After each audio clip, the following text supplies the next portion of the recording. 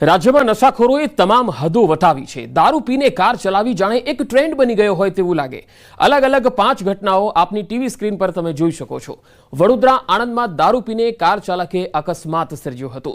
2 અલગ અલગ તસવીર અને આણંદ અને દ્વારકાથી પણ એક તસવીર આવી રહી છે જેમાં નશાખોરો કઈ હદે બેફામ બન્યા છે તમે જોઈ શકો છો।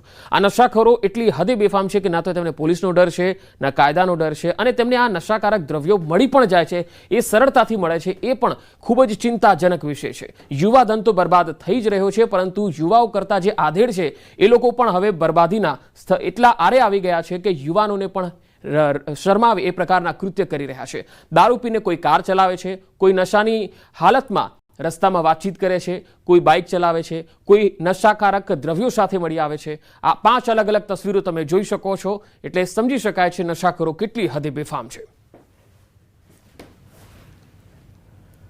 આસામમાં સોનિતપુરના ઢેકિયાજુલીમાં પૂરનું પાણી ઓસરવા છતાં લોકોની મુશ્કેલી અહીંયા ઓછી નથી થઈ। જ્યારે પ્રશાસન દ્વારા પાણી નિકાસની કામગીરી ચાલી રહી છે, ઘણા ઘરો હજુ પણ પાણીમાં ડૂબેલા છે। તમે જોઈ શકો છો કે આસામમાં છેલ્લા 3 દિવસથી પૂરે ભયંકર તબાહી મચાવી છે અને અનેક ગામો છે તબાહ થઈ ગયા છે, જળબંબાકાર થઈ ગયા છે। ખાસ કરીને કાંઠાના વિસ્તારો અને બ્રહ્મપુત્રા નદીની આસપાસના જે વિસ્તારો છે કાંઠાના એ વિસ્તારોમાં હાલ તો પાણી જ પાણી ચારે તરફ દેખાઈ રહ્યું છે। રાહતની આશાએ હજુ પણ ઘણા સ્થાનિકો છે એ પોતાના ઘરમાં બોટના મારફતે રાહતની આશ લગાવીને બેઠા છે। પૂર પછી પણ તેમની જે દુઃખની સ્થિતિ છે એ યથાવત છે કારણ કે આ જે પૂરના પાણી છે એ હજુ ઓસરી નથી રહ્યા।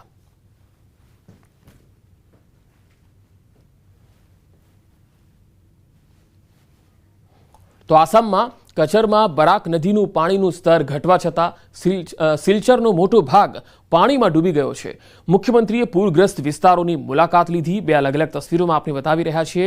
એક તરફ મુખ્યમંત્રી પૂરગ્રસ્ત વિસ્તારોની મુલાકાતે પહોંચ્યા, રાહત શિબિરોમાં આશ્રય લઈ રહેલા જે પૂર પીડિતો છે તેમની સાથે પણ વાતચીત કરી હતી અને રાહત બચાવની કામગીરીની સમીક્ષા કરી। બીજી તસવીરમાં તમે જોઈ શકો છો કે જે રહેણાંક વિસ્તારો છે, સ્થાનિક વિસ્તારો છે, ત્યાં કેટલી હદે પાણી ભરાયેલા છે। ત્યાંથી ન તો વાહનો પસાર થઈ શકે છે, ના લોકો વ્યક્તિ ત્યાંથી પસાર થઈ શકે છે। જીવન જરૂરી ચીજવસ્તુઓ માટે પણ અહીંયા ખૂબ જ હાલાકી પડી રહી છે।